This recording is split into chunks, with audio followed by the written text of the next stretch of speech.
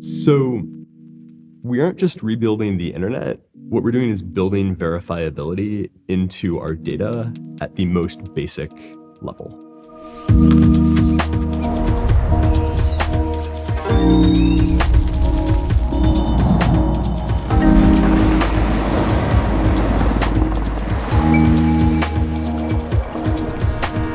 Welcome to The Regeneration Will Be Funded. My name is Matthew Monahan, and in this series, we're exploring the intersections of regenerative finance, technology, and our living planet. Created with Ma Earth, you can find all of our conversations and more at maearth.com. Thanks for joining us.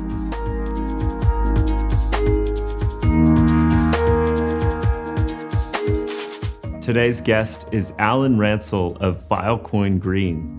In this discussion, we talk about the tools that Filecoin and Protocol Labs are building, innovations that represent really nothing less than a fundamental paradigm shift in the architecture of the internet. We talk about how these technologies can be used to catalyze a transition to renewable energy, especially for the electricity consumed by servers and data centers. We go into Sustainable Blockchain Summit and Funding the Commons, both events hosted by this network. We talk about topics like the energy consumption of Bitcoin, the non-fungibility of biodiversity, impact certificates, and what Alan is seeing across the refi landscape. This was a fairly technical discussion. I think these teams are some of the smartest people in the industry, and these topics are especially applicable when discussing things like decarbonizing supply chains, distributed energy systems, and increasing global real-time intelligence in our economy. This discussion took place at the ECA Weaving Gathering at Wilbur in April 2023. Let's dive right in with Alan Ransell. All right, today we are here with Alan Ransell. Alan is the project lead at Filecoin Green. Very excited to speak with you. Thanks for being here. Really happy to talk to you. So let's start from the top. What is Filecoin? And maybe you can set a bit of the landscape of some of the related entities as well. Right. So Filecoin is a network started by Protocol Labs, which is the company that I work for, that Filecoin Green is part of. The goal of Protocol Labs is to rebuild the internet in a way that is content addressed rather than location addressed. That's sort of a unifying feature of many of our different projects. One of the first elements of that was a system called IPFS, or the Interplanetary File System. When you ask for a resource in Web 2, you dial a URL into a browser, that resolves to a location on a server, so an IP address, and then that tells you to look for whatever the resource is at this place on this server. And that's how we access data in Web 2, right? In the internet that we all know and love and have maybe a complicated relationship with. When you set everything up that way, that inherently centralizes the internet. It creates these points of control, these websites that you trust to have your data, and you trust that they are going to keep the resource that you want in the place that you want on their server. But if they move it, if they go down, if they take that server down, if they go out of business, if they change it, you have no way of knowing that they changed it. You have no way of accessing that data. With Web3, with content addressing, the basis of Web3 is to address data by what it is rather than where it is. And so a content address is a fingerprint of that data. You ask IPFS for the data with this fingerprint, and then anyone anywhere in the world can give you that data if they have it. You don't need to rely on a specific location on a specific server. What that also means is that you can verify that data. So if someone says, here's the resource that you were looking for, you can make sure that it's actually what you asked for and that no one messed with it. Because if you change a single bit in that file, it's going to have a completely different fingerprint. And so IPFS was the first piece of that. So allowing people to take potentially very large data sets and get the fingerprint of that data set and just reference that fingerprint, which allows you to do things like store records on blockchains that reference, maybe gigabytes of data with just a few characters and move that data around on chain. IPFS allowed anyone to contribute to this public good, this content delivery network for data, but it didn't have a storage layer that was incentivized. And so that's what Filecoin does. Filecoin allows anyone in the world to set up a node that stores data for other people or contributes data storage capacity to the network. And then it allows you, if you have data you want to be stored, to make a storage deal with one of those nodes. The goal of Filecoin to begin with was to set up a blockchain that does something good in order for people to get block rewards. So because nodes are incentivized by the block reward system to store data for people or to add data storage capacity to the network, to have this giant decentralized data center that spans the world, because that's how nodes get block rewards, the system creates this positive externality. And that was always sort of the goal of Filecoin. So these two pieces fit together. Filecoin exists for long-term storage of data, but when you actually request a resource or request a file, that goes through the IPFS network. Awesome. I mean, it's one of the best articulations I've heard of something that's fairly complex for people on the outside looking in. You know, I think people coming from crypto space hear about IPFS and Filecoin and may know it, you know, and be familiar with it. But, you know, I would emphasize to those who aren't as familiar with the space, like this is a revolution of the internet in and of itself, and is a really big deal, and is not just like, you know, a random idea with some slides. I mean, this is a project that has been funded with what now hundreds of millions, billions of dollars have gone in. I mean, we have thousands, tens of thousands of developers who are using it. Like, I mean, this is hitting a scale and a velocity and a momentum that is, it reminds me of the early days of Ethereum, actually, where you hear something like interplanetary file system. You're like, okay, that sounds like a bold idea, but then you just keep watching the community execute. You keep seeing like the concepts and they kind of click together. And so if I understand it correctly, like instead of what you said, the web based on kind of location, instead this is a new paradigm that's based on content. Right. And so rather than I point to a URL and I say, oh, that document is at this URL something.com/53, and you go there, well, that could have, whatever information was on that address could have changed, could have turned into a 404 and gone out of date or whatever. But in this new paradigm, I'm actually giving you a fingerprint, and that fingerprint points to the original intact data or file, and that can't be changed. Right. If it was changed, it would have a different fingerprint. Right. And so you have kind of the robustness of integrity and verifiability of the information intact. Right. Yeah, exactly. And people have been using this type of data structure for a long time, you know, for 5 decades or so, doing things like building Merkle trees. And the idea with a Merkle tree is that you have these hash links between different nodes in this tree. And so if you have a large data set and you break it into chunks, you can build a Merkle tree that allows you to prove that a little piece of data is part of this larger tree. And because of the shape of this tree, you can do that in a computationally efficient way. So people have been using those same fingerprints, so these content hashes, to build these data structures for a long time. Part of the realization of content addressing and IPFS is that these hash links are tremendously overpowered for just building individual data structures. So just because of the crypto, right? Because of how hashes work, if you have a collision-resistant hash, a hash link or a fingerprint is good for verifying your data, not just with respect to a single data structure, but with respect to all of the data structures ever. Right. So that's like the central realization, is that hash links are tremendously overpowered for what people had been using them for. Got it. And you could actually take all of the data that people are using for all of the projects everywhere in the world and verify data with respect to that universe of data structures rather than just your individual project. And what that also means is, firstly, it is interplanetary in the sense that, we're interested in these extremes of decentralization. And Lockheed is starting to use IPFS in space because, this is useful, right? Because if you have a satellite and the satellite, some program running on the satellite needs a resource, maybe that resource is in a data center somewhere on the ground, or maybe that resource is on another satellite. you may have very different latencies if you're trying to request that resource from another satellite versus from a data center, right? So IPFS just lets you get it from wherever is most convenient. And I think for a long time, the IPFS sort of moniker, right, this like interplanetary or sort of space theme was a longer term vision, but now it's actually going on satellites. It's actually happening now. Yeah, exactly.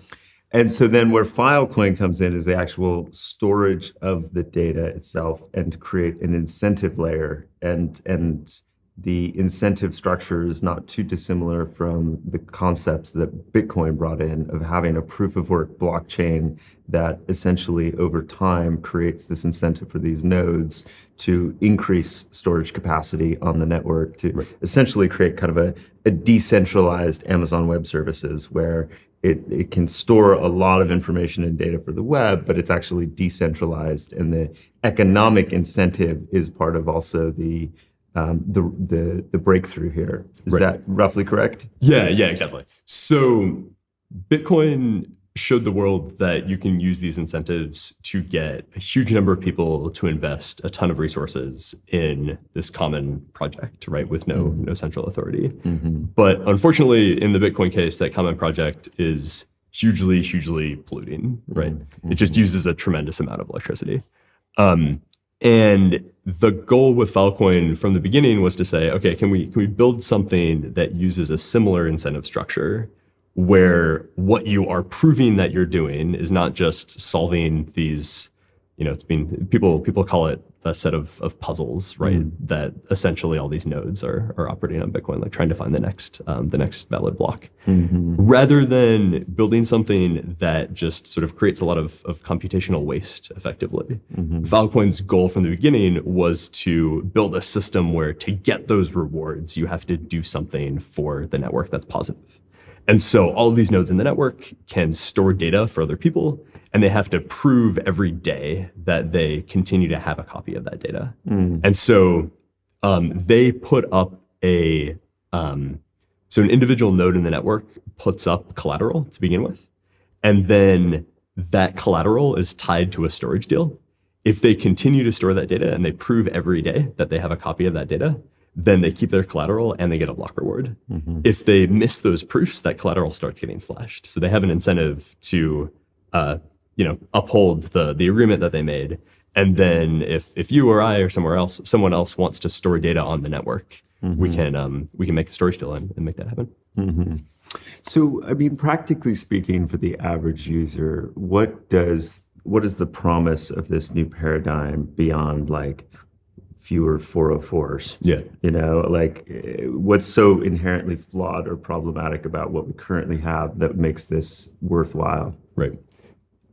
So we aren't just rebuilding the internet. What we're doing is building verifiability into our data at the most basic level.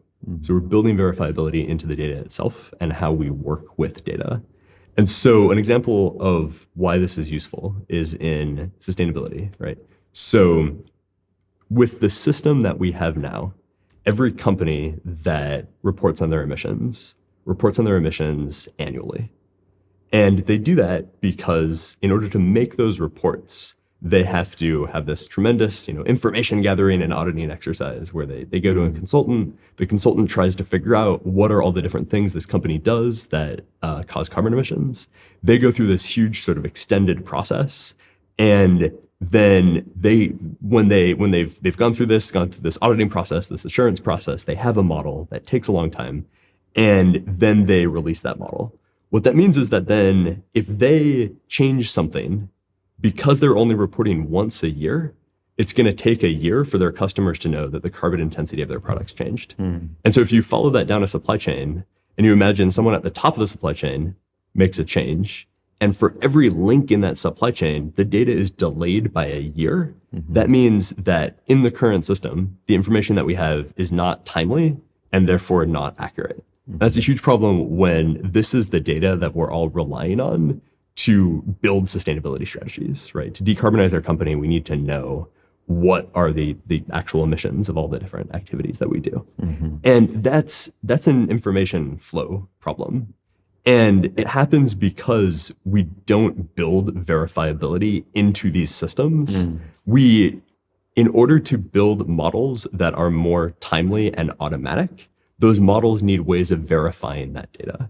And so that's one of the things that we're trying to do is build tools to allow you, if you have a company, if you have a project, to automatically have the code understand what are all the activities that I'm doing that are emitting carbon, what is some level of data provenance or verifiability that can be built on top of that because all that data is content addressed, and how can I then build systems that automatically pass that information from project to project and move the time lag of emissions data in the system from months to minutes. Right. And I guess it has not only the benefit of timeliness, but that efficiency means just a lot fewer parties and a lot less wasted human effort in between all of those different systems. I had a great conversation with Tara O'Shea from planet.com, and we were talking about the REDD+ system, and when you go to the UN website and you look at some of the studies and references and so forth, like we're still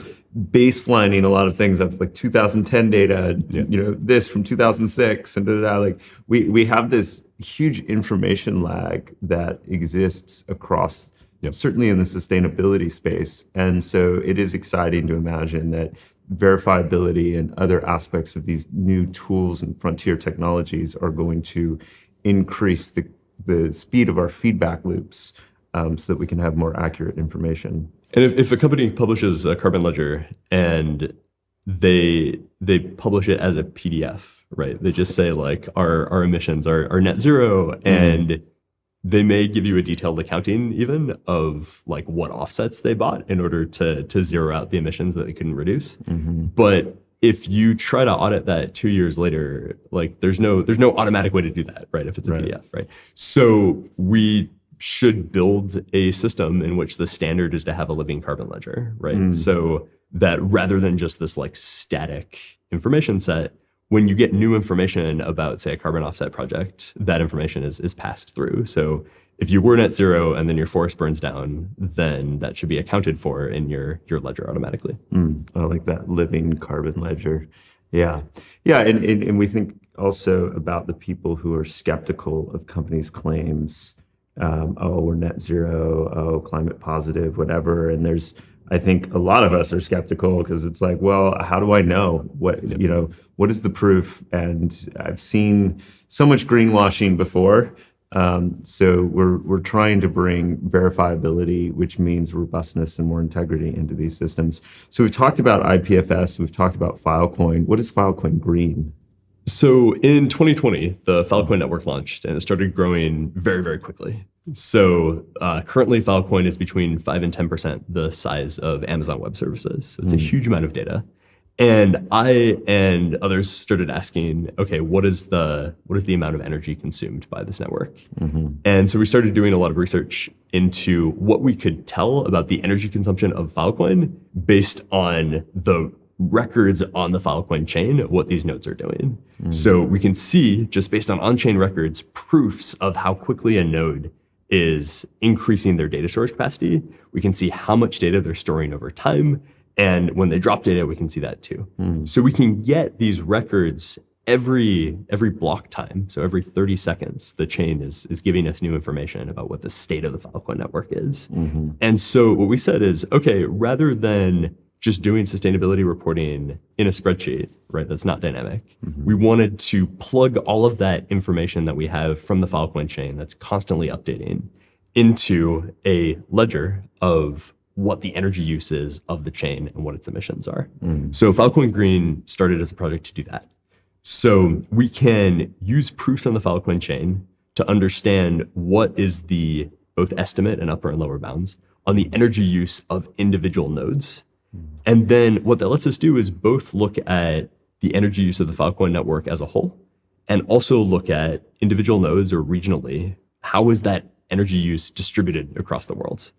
We can then plug that into markets for renewable energy and use the Filecoin network as a way of incentivizing renewable energy production throughout the world. And so that's what the Filecoin.energy dashboard does. That lets you see regionally and at the individual node level and at the network level what's the electricity use, and if a node is buying renewable energy, it lets you not just see how much renewable energy they're buying compared to how much energy they're using, but it lets you audit that. So it lets you download these renewable energy certificates, which is how these markets for renewables work. The idea is that if you're plugged into the power grid and someone is producing solar and that solar energy is going into that same power grid, they can sell you a fraction of that solar that they produce. And so that's how these markets work. That's how you move resources from people who want to purchase renewable energy to these actual projects that are producing it. And one of the innovations there is that typically when people buy any of these products, like a renewable energy certificate or a carbon offset, they may tell you some information about what they bought, but they're generally not very specific about exactly which renewable energy was purchased from which source over which time period. Right. And so Filecoin Green connects these nodes and their energy use to these actual very specific detailed records of renewable energy production that's being purchased by the network. And so that was the start of Filecoin Green. And so we wanted to then move beyond that and allow nodes that want to go the extra mile and really prove that either their energy use is very low compared to our model, or that they're doing other things in their sustainability strategy, not just buying RECs. Say they have solar on their roof and they're using that to produce energy. We wanted to give them a way to prove that their footprint is lower than our model that's just based on on-chain data would suggest. And so we've built an energy validation system that allows a storage provider to submit records of both their power use, power generation, if they have any, and other aspects of their operation, right? Maybe they're using liquid immersion cooling, which is tremendously more efficient than the traditional ways that you cool data centers, right? We let them submit that documentation to a third-party validator. Then that third-party validator can generate Web3 native cryptographically signed records of the outputs from that energy validation process. And they can do that and publicly release them, every month or every quarter on a faster timescale than these sort of annual timescales that people are used to. And so that's another tool sort of that we've built with Filecoin Green, is allowing nodes in the Filecoin network and hopefully soon nodes in other networks to be able to get these validated records from this third party that understands how to validate supply chains and use that for their public carbon accounting.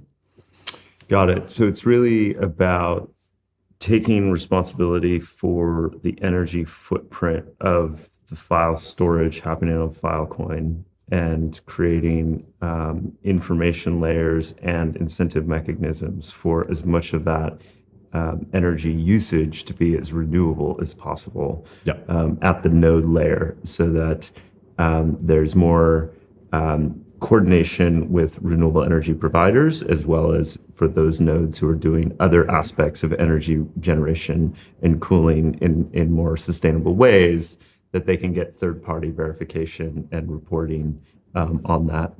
Yeah, exactly. And with Filecoin, there's no hack like with Ethereum to go from proof of work to proof of stake and just like at the code level, just reduce the amount of energy that the network uses by 99%. Right. At the end of the day, the nodes running the Filecoin network need to be storing data, right? They need to have these big data centers. And so what we can do, so we can't just, write code that gets rid of the need to spin hard drives, right? That's just sort of not physically how the system works. But what we can do is all of these other things, right? Incentivize nodes to produce their own renewable energy. We can incentivize nodes to be more power efficient. We can incentivize nodes to purchase renewable energy from others in their geographic region and increase the amount of money going to renewable energy projects so that more people will build renewable energy in the future. We can do all of those things that are part of the sustainability strategy and then validate that using on-chain records.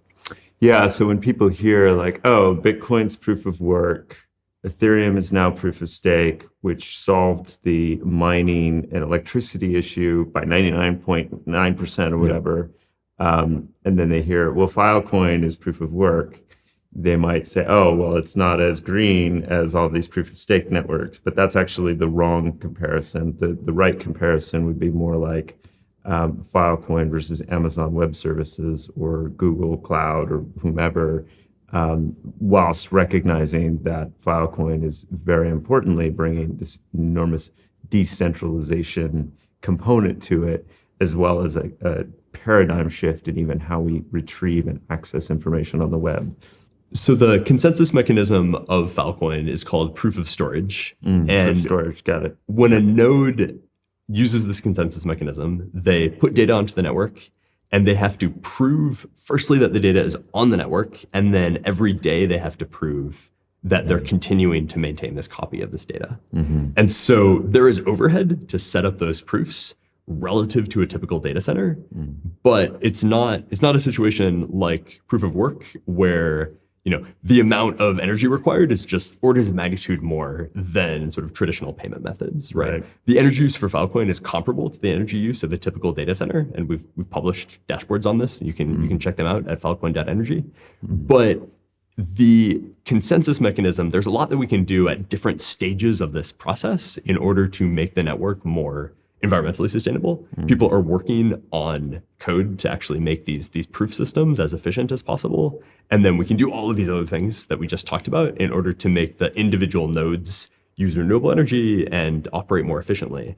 And then we can take all of that and wrap that up into these reports that are published automatically or every month or every quarter, and allow the most accurate, up-to-date information possible to get to people using the Filecoin network who want to understand their own emissions.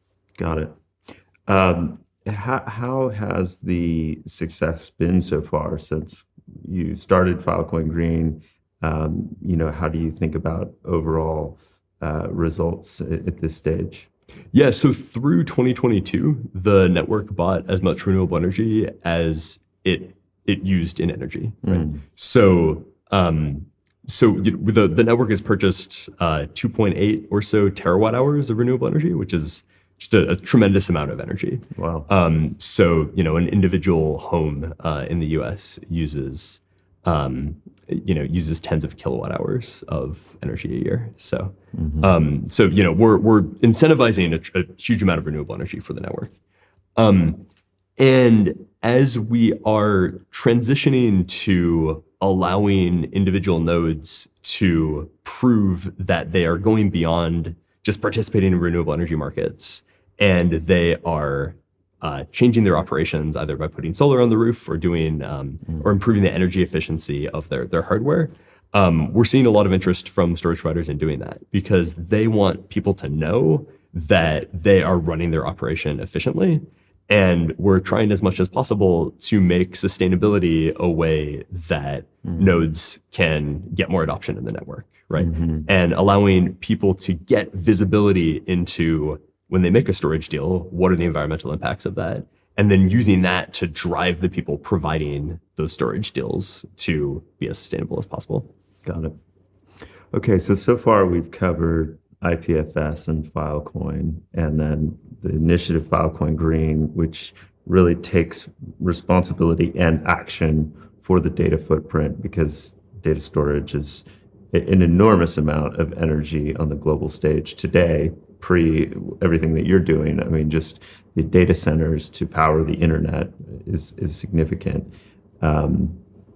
You've gone a step further. You're organizing events, you're putting together coalitions, initiatives. Tell us about some of the other initiatives under Filecoin Green and that you've been spearheading.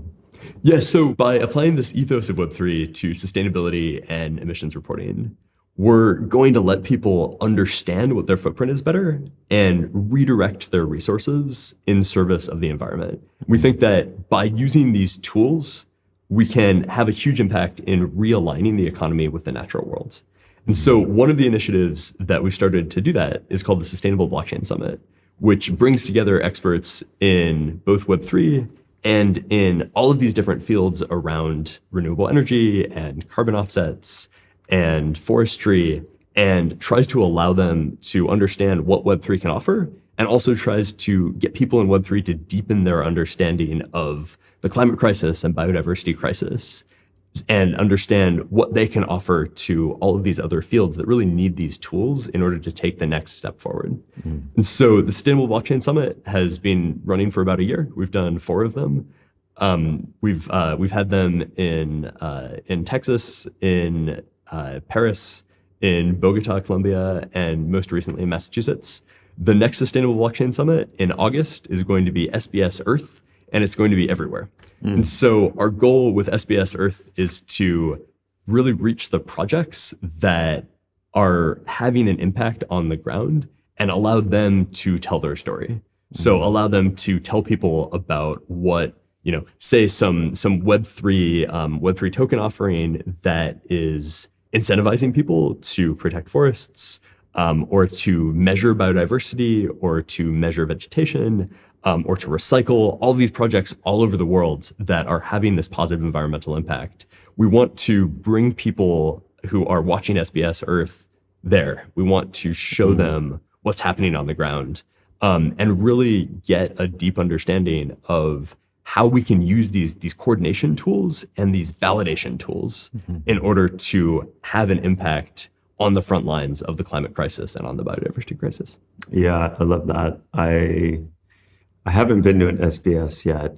Regrettably, the dates just keep not quite aligning. I did go to Funding the Commons, which is another event that Protocol Labs is behind, and I went in New York last year, and I was just blown away at the quality and the depth of the conversations. It was like walking into a space, and it wasn't, I think like NFT NYC was happening at the same time, which was just chaos. And over here in this other corner, I just felt like I walked into space like, okay, this is where the real action is happening. Like, folks in the room who are really building solutions, really taking the conversations with like rigor and but open and transparent. And like with SBS, you've published all of the talks from Boston, so people can go onto the YouTube and see, a whole laundry list of great initiatives and panels and conversations.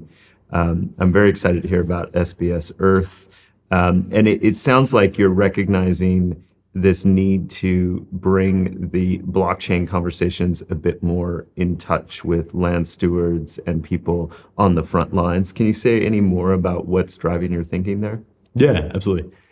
Yeah, so there's so much that you need to know to build a Web3 project, and there's so much that you need to know to have a positive impact on the natural worlds. And often people jump into a project without, on the one hand, understanding what the important really problems or details in sustainability are, or people undertake a sustainability project, right, not knowing all the different tools that we have for both working with data in a verifiable way and also just making sure that resources go where you say they should go, and using that to align incentives and get more people contributing.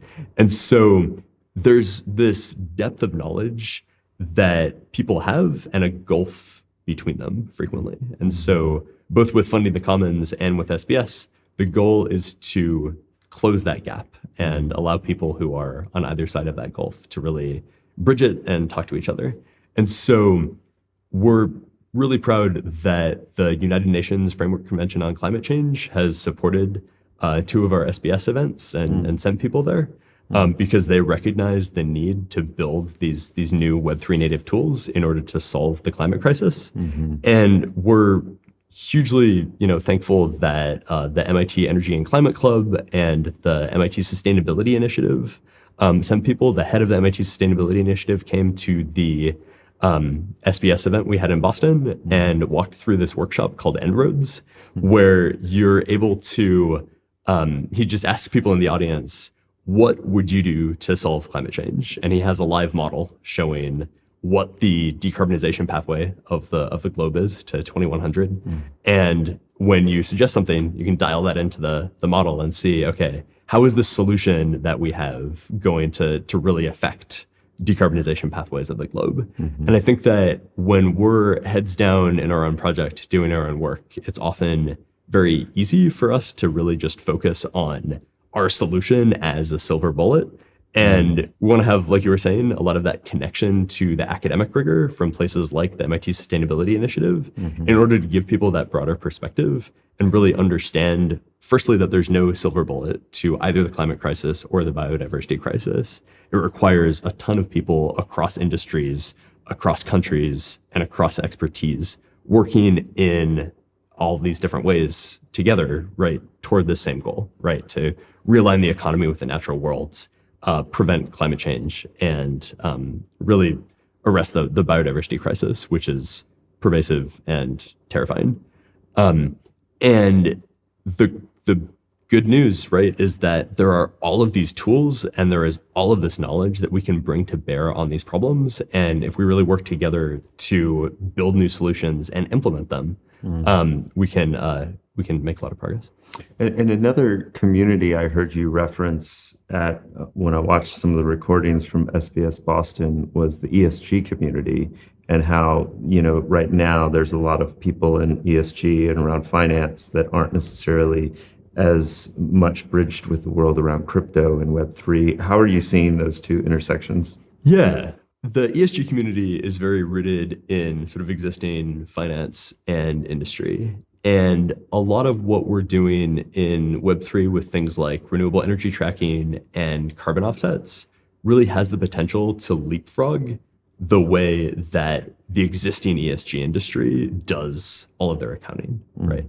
And so part of our goal with SBS is to bring them into that conversation as much as possible and really just let them know that there are tools that can be used to solve a lot of the problems that they have, say, with carbon offsets and transparency, right? So many people who are working in ESG will make claims, net zero claims for their company based on purchasing carbon offsets that were made through the current system and aren't as transparent as they could be. And so one example of an ability of the sorts of tools that we're building and working with to solve these problems in the world of ESG is to tie carbon offset claims not just to records that are in PDFs and are difficult to sort through, but tie them to machine readable data that is automatically updated. And so there are projects like Gainforest and like BioOrbit, who is a winner in the SBS Boston Hackathon, who are taking satellite data that's updated every couple of weeks or so, running that through a model showing the extent of forestation in a given geographic area, and then tying that to carbon offsets. So rather than just having a bunch of PDFs and Excel sheets that are emailed from person to person, you're able to build these public data pipelines that are automatically updated as you get new information. And so that ties back to this idea of a living carbon ledger, right? There's a ton of tools like that we're in the process of building or have built in the Web3 sustainability or refi space that really could help people in ESG, I think, achieve their goals and get a better sense of what these high-level net zero claims actually mean for the facts on the ground. And we want to, as much as possible, invite them into that conversation. And I think are making a lot of progress with SBS, bridging that divide. Nice. Yeah. You mentioned refi, regenerative finance. I mean, it certainly seems like there's been an explosion of the community interest and the buzz. It's really gained a lot of traction. I'm curious, given this kind of landscape view and a deep understanding of kind of both technical as well as distributed energy that you have, what's your view on Bitcoin? Like, how do you, how would you frame Bitcoin's true energy footprint? I think people just get bombarded with headlines. Oh, it's really bad, or, oh, no, actually, it's fine. It's worth it. Any commentary on that? So firstly, a lot of the set of questions around Bitcoin's value and how that stacks up relative to the amount of pollution that is certainly there from Bitcoin. A lot of that discourse really has to do with what do you see as the value of this decentralized network, right? And beyond just payments and a store of value, there are other niches that Bitcoin fills. For example, checkpointing other chains into Bitcoin is extremely valuable, right? So a lot of other. What does that mean? So that means that you store a record of the state of this other network in the Bitcoin chain. And because it's locked in that chain in this fully decentralized network, right? That record is there forever. And if your chain has to be reset, you're able to go and check that record, right? So there are a lot of niches that Bitcoin can fill, right? And when people disagree over the value of Bitcoin, frequently that's what they're talking about, right? I think the second point is that a lot of the reporting that's being done around emissions of all sorts of different blockchains is not as high quality as it should be. So there are things that the ESG industry can learn from us, from Web3 and ReFi. There's also a lot that we can learn from ESG. Things like the Greenhouse Gas Protocol are really well thought out standards for how you should be doing emissions reporting. And currently, Web3 systems just don't do emissions reporting up to that standard, right? So that's a second question, is that there is a lot of sort of contradictory information out there about what the environmental footprint of Bitcoin is. And frequently the reporting that's done is not done to like as high a standard as it should be, right? So definitely, like, Bitcoin absolutely does have a huge amount of pollution associated with it, right?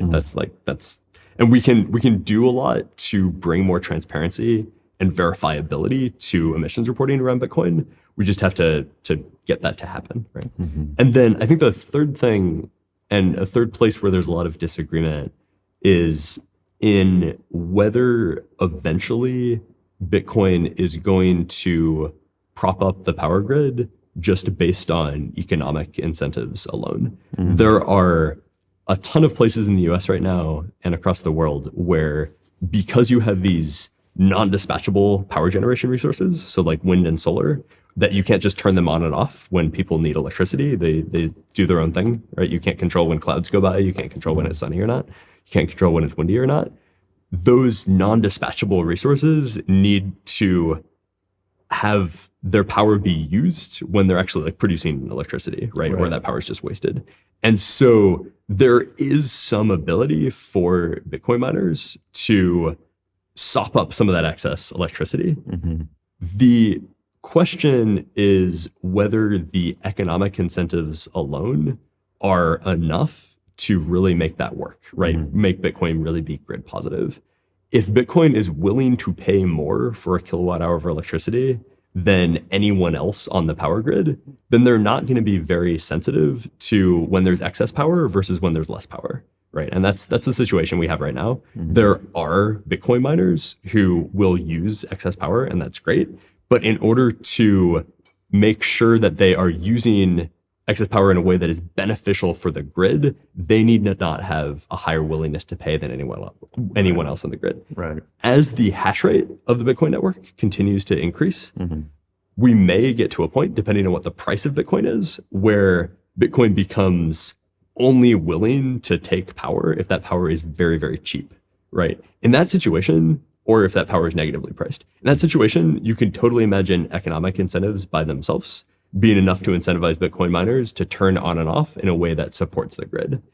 And there was a great discussion in a panel that we had at SBS last July in Paris between Troy Cross, who does a lot of work in this area in Bitcoin, and Austin Federa from Solana, where they were going back and forth about this point. But I think that's in my mind, that's sort of undetermined, and it really depends on what the future of the Bitcoin network is. Okay, super helpful to hear your thoughts on Bitcoin. I'm curious. So what else do you see as important in these systems that are being built right now? So one of the huge areas where I think we can have a lot of impact is by building a provenance layer on top of data that is used across all these different systems. And so when people are trying to do emissions accounting, right, when they're trying to understand like what's the environmental impact of what I'm doing, there aren't good ways right now of following data from all of these different sources, right? So you might be pulling data from a bunch of different carbon offset projects. You might be pulling data from individual nodes. You might be pulling data from validators who have looked at power bills and are telling you something about the emissions from those nodes. And then that goes through this long data processing pipeline and comes up with some result. With content addressing, and by linking to data based on its fingerprint, we're able to give every step in that data processing pipeline its own trust score. And so that's a huge amount of potential that we have in this refi world in order to build a layer on top of the data layer that actually allows us to back provenance up to individual communities, right? Trust in a data set might be determined by a protocol. It might be determined by trust in some other entity. It might be determined by a zero knowledge proof or some cryptographic way that you're able to verify your data. It always backs up to a community that has decided this is how we should allocate trust. And so one of the things that we're extremely excited about building in the next few months is what we're calling the Provenance Protocol that allows you to set up a community and say, for this type of data, this is who I trust. Or for this type of data, this is the protocol that I trust, right? If I want to understand what the power bill is for this node, I'm going to go to some validator who has access to that information. If I want to understand what the price is of this token, maybe I'm going to use a decentralized oracle. Allow a community to say, for these different types of data within these different bounds, this is who we trust.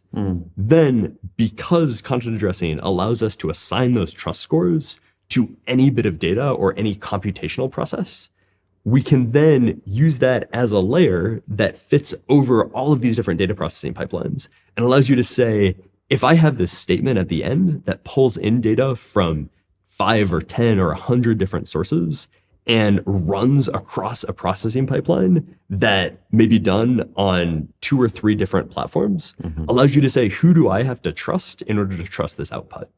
And allows you to do that in a way that is both comprehensive and carries across different platforms. And again, that just comes back to these basic primitives, right? The fact that hash links and these data fingerprints, content addresses, are tremendously overpowered for what people were using them for, right? They're tremendously overpowered for just saying, within this particular blockchain system or within this particular Merkle tree, blockchain being an example of a Merkle tree, that you can verify that this data is a valid part of that data set, right? The fact that we can link to any data in any computational process or any data structure across the universe of data structures means that we really have this ability to say, when we have this output, right, where does that come from? Who do we have to trust in order to trust that output?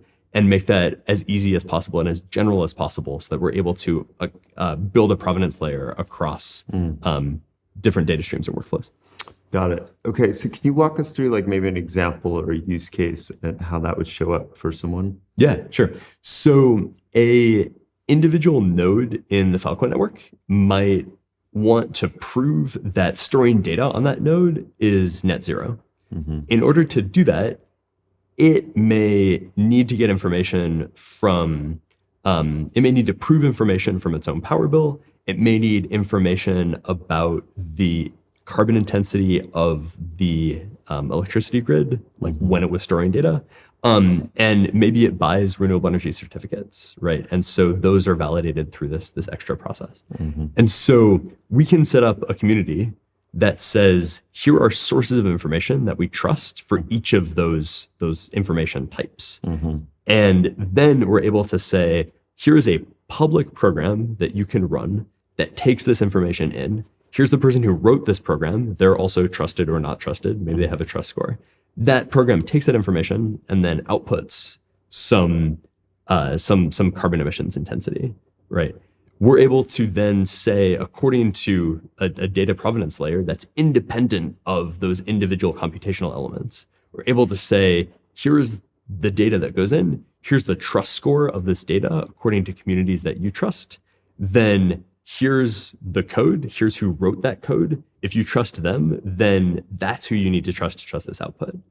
And the ability to do that in a way that isn't tied to just one individual platform or one individual method of data validation, but actually carries across different methods, I think is what's going to unlock a lot of potential in bridging this world of Web3 with real world assets in the climate space, right? And really build, because content addressing is so powerful and so flexible, really allow us to build systems that work for our use cases, also work in the ESG space, and then can provide an interface between those two worlds.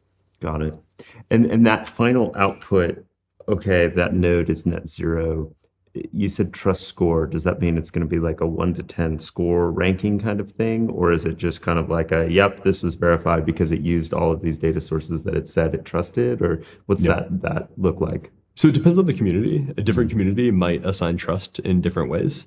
So a community might, for certain types of data, just say it's binary. We do or don't trust this contributor to contribute this data type. Or they may say it's 0 to 100, right? And we think that there's, this is a good source, but there's some uncertainty in that measurement. So we give it a 75. Right. And so the goal then is to allow those sorts of trust notations to flow across data, like compute pipelines, without requiring anything in particular of those compute pipelines. So you might have a zero knowledge proof. You might be running this program in a trusted enclave, say. You might be, you might just run it yourself, right? And you trust your own computer that it's executing this code correctly. The point is not that we need to force everyone else to use some particular notion of trust. Right. The point is that with the power of content addressing, we can annotate that trust through any system that anyone wants to use. Right.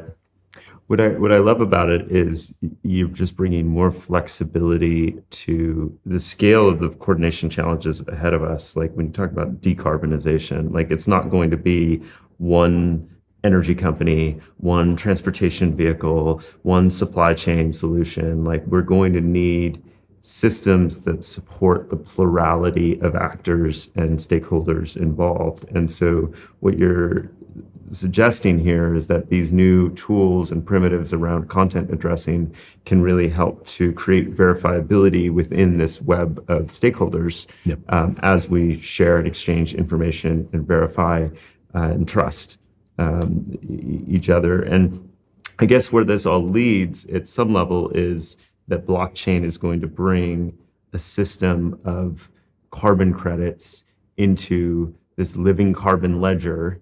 I've also heard you speak about, the importance of biodiversity and land use and how that can't be lost in this conversation.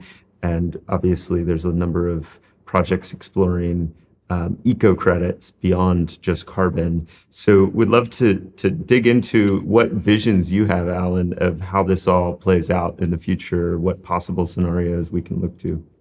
Yeah, we're at a really crucial time when communities across the world have acknowledged that, firstly, the climate crisis is obvious right now, right? It's like it's affecting people's lives throughout the world today. And people are, I think, taking some of that awareness and are more willing to pay attention to things like the biodiversity crisis, which, if you look at the planetary boundaries framework, this is some academic work that said... From Johan Rockström at Stockholm Resilience Center, right? Exactly. And their group said, what are different things that we can measure about the world that we can set boundaries on? And we can say, okay, if this thing that we can measure is within these boundaries, then we're okay. If it's in this other range, then we're in danger. And if it's outside that range, there's like a, however many alarm fire going on, sort of all hands on deck to fix this. And the idea is that if things like the concentration of CO2 in the atmosphere get out of bounds, then that's going to cause a huge amount of trouble for life on Earth. If biodiversity falls beyond some given level, that's going to cause a tremendous amount of damage to these ecosystems. Then there's other things like phosphorus flows and nitrogen flows. And in their analysis, biodiversity is in the red zone. Climate change is still only in the orange zone, right? There's a huge amount of both of biodiversity loss just across all of these different types of creatures, right? So plants, there's frogs. You may have read stuff about what's going on in kelp forests. The amount of biodiversity in insect populations in a lot of tropical areas in the world has decreased by something like 70% over the past few years, or over the past few decades. And all of that adds up to this set of natural systems that we really need all hands on deck to start protecting right away. And there was just a biodiversity COP, Conference of the Parties, last December, where they laid out a framework for addressing biodiversity loss.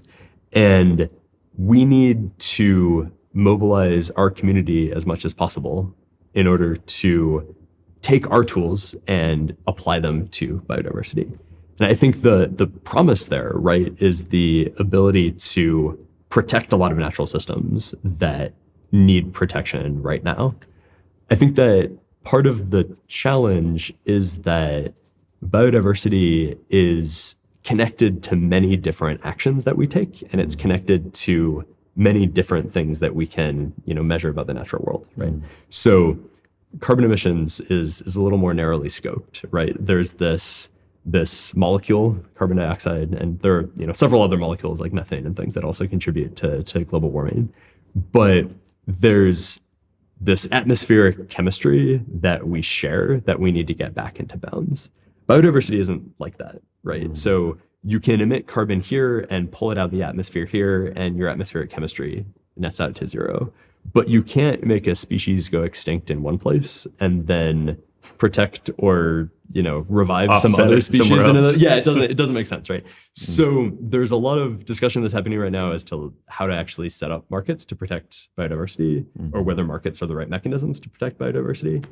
And I would rather see systems that fall under the heading of biodiversity credits that stay in their own lanes, right? So biodiversity loss, right, is connected to pesticide use. It's connected to land use changes. Stress on different types of animals is connected to shipping lanes, right? But I wouldn't want to reduce pesticide in one place and use that to credit ships to go into shipping lanes that are more likely to hit whales in another place, right? If you set up these markets in order to maximize liquidity by making these different types of contributions fungible, I think that's extremely dangerous, because these things are not direct offsets of each other, right? And so I think we're in this time where there's a lot of thinking within our communities, there's a lot of thinking within academic communities, there's a lot of thinking at the government level about what to do about the biodiversity crisis. And what I would really like to see is to use markets where there really are fungible elements between different actions people can take. And maybe many of those different markets or many of those different tokens fall under the heading of biodiversity tokens, but not to cross between them if what you're doing in one place doesn't genuinely offset what someone is doing in another place. I think it's a really key insight. I'm super appreciative of your articulation of it, because my experience is that the motivation starts for some, including myself, from seeing carbon credits hit velocity and maturity and going, this is problematic if we only focus on one metric, and this can have unintended consequences. And so we need to expand the thinking into biodiversity and water, for example. And okay, well, if we're doing carbon credits over here, let's do biodiversity credits. And I watched some of those recordings, some of the events you were at Davos over the last year. And it makes me very nervous to hear conversations of like, we're reducing all of the complexity of life into a 0 to 1 score. And, we're going to create this global biodiversity metric. And I'm not saying that's what everyone's saying, but that's certainly a conversation, and well-intentioned people are trying to do that. And yet, like you said, like life is not fungible in that kind of way from place to place. If we kill all of the spotted jaguars in this part of the forest, like we can't just offset it over here with biodiversity in the oceans and coral reefs. And so how do we apply the thinking, I guess, is the big question of some of the tool sets and the movement afoot, but not confuse the appropriate place of markets. And in your words, that, let's not bring fungibility to something that's not fungible, or bring markets into this. And I think that's a very wise perspective. I am curious, does it lead more to then the conversation of impact certificates and what I know Protocol Labs has supported in helping to, I guess, get off the ground, although it's its own foundation now, HyperCerts Foundation. We had a great conversation with Holke, one of the project leads there. But yeah, where does impact certificates to you offer a potential framework or solution into some of these biodiversity efforts? Yeah, I think they definitely can. And impact certificates are this sort of general way of quantifying impact or actions, and having some tokenization of that you can then hopefully use to have people put money into things that are ecologically positive. I think one lens on this is that markets tend to want a lot of liquidity, right? And one of the ways that they do that is by taking value and turning it into this one dimension, right? This scalar. And that can be very useful in allowing markets to span geographies and process information in a way that takes that one notion of value and maximize it according to however that market is set up. And one of the reasons that markets were set up that way is that our information technologies didn't have the ability to transport large amounts of information effectively across large distances. And so if all you can do is a single number, and you can use that single number, that single metric of value in order to coordinate all of these people in different places, then maybe markets as they currently exist with both their benefits and their pretty deep problems involving negative externalities, right? Maybe that's the best you can do. But that's not the best we have anymore, right? We now have all of these tools that allow us to process information and transmit information across massive distances much more efficiently. Maybe that means that we don't need to constrain markets to this scalar notion of value anymore. So this value vectors concept is not something that I came up with. This has been sort of in the air for years. Maybe we can take notions of value that previously were scalars and turn them into vectors, and say, okay, when we have this impact here, positive or negative impact, right? That is only fungible with impact in these other places that runs according to its own distinct lanes. And so maybe there are some types of land use that are fungible. That's not my area. I wouldn't want to say for sure, right? But certainly there are markets that you can construct around renewable energy that may mean that energy use in one place is fungible with energy production in another place, right? And I think that biodiversity is really where we have to apply this type of thinking, right? And say, we are going to be coordinating people on a global scale in order to solve the biodiversity crisis, hopefully. What are the different information flows that are needed, and how can we weave together the notion of value with those information flows? And if we do that right, we can solve the biodiversity crisis. if we aren't attentive to blind spots that then become negative externalities, and maybe by making things too fungible that shouldn't be fungible, then that could be pretty dangerous. Right. My thinking is probably not fully crisp on this, but I seem to feel like there's a distinction between, the fungibility at the layer of, let's say, going back to the 0 to 1 biodiversity score. And we say, okay, well, a funder comes in, whether it's a government actor, a philanthropic funder, whomever, and says, well, I want to pay for positive biodiversity outcomes.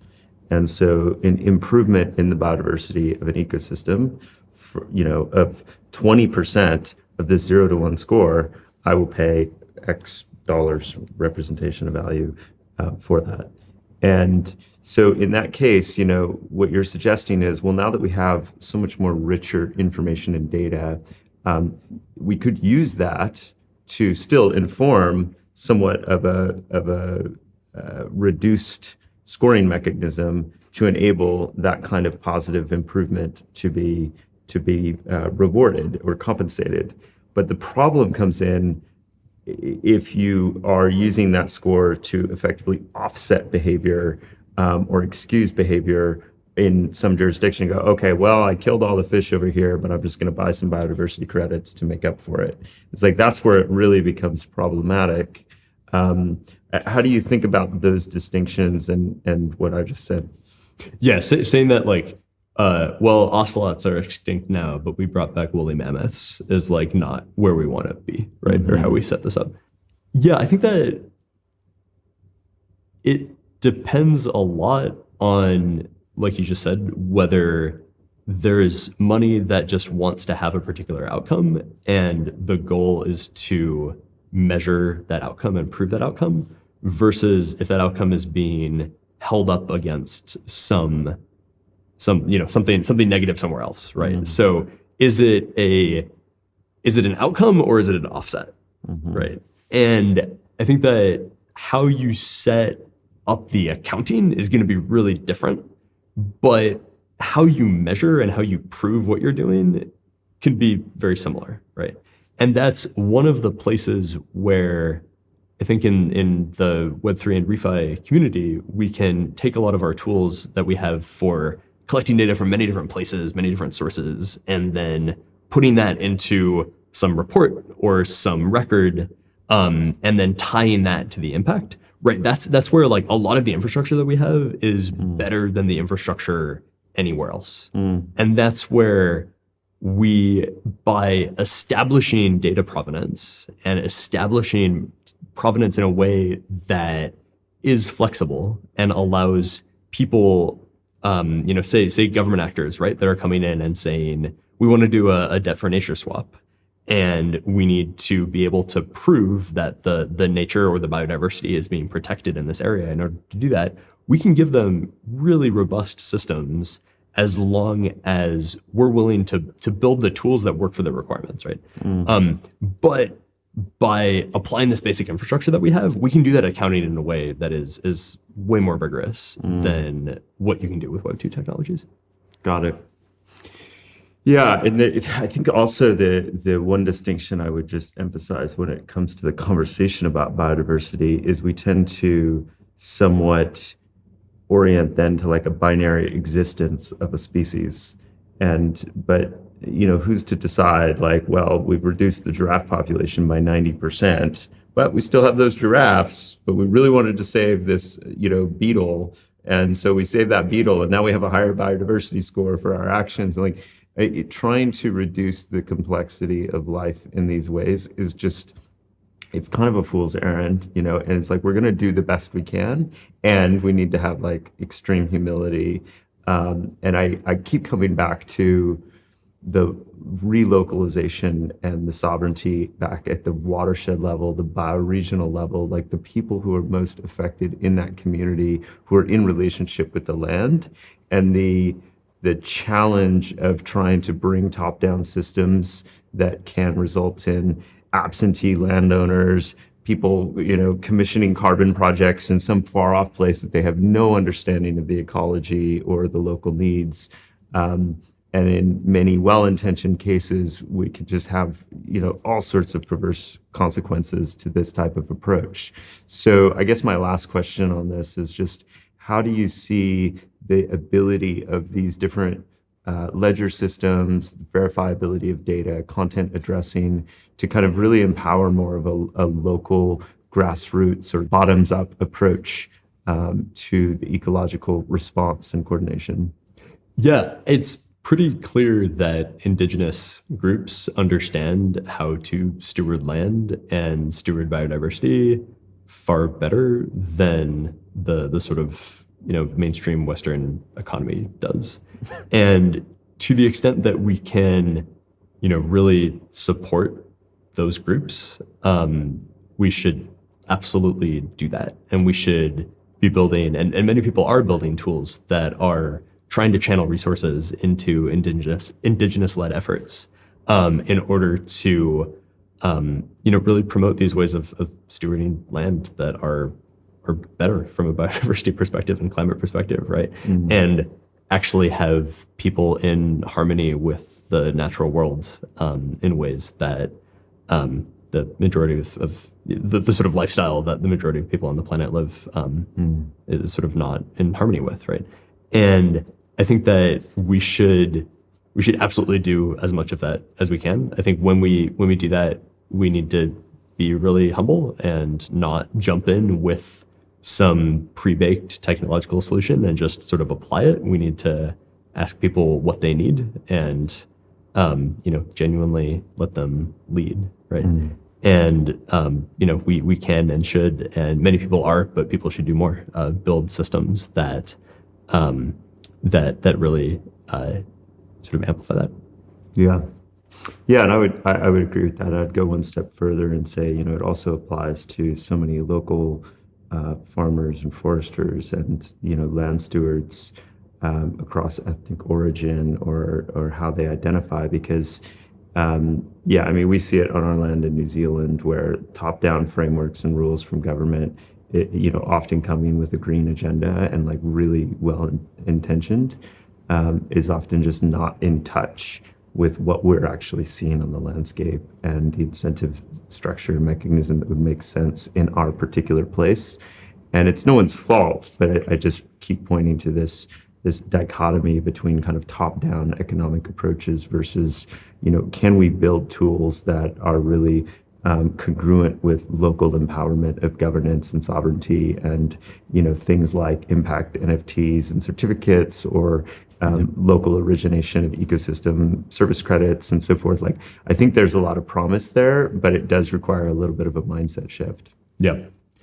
And there's a lot of sociology work done, right, on how when you take something that works in a more informal economy or locally, and then people come in and say, okay, this is how this works. We're gonna like take the elements of what people are doing and just try to scale it as much as possible, that they break it, right? They like take something that works often because of elements they don't quite grok, and then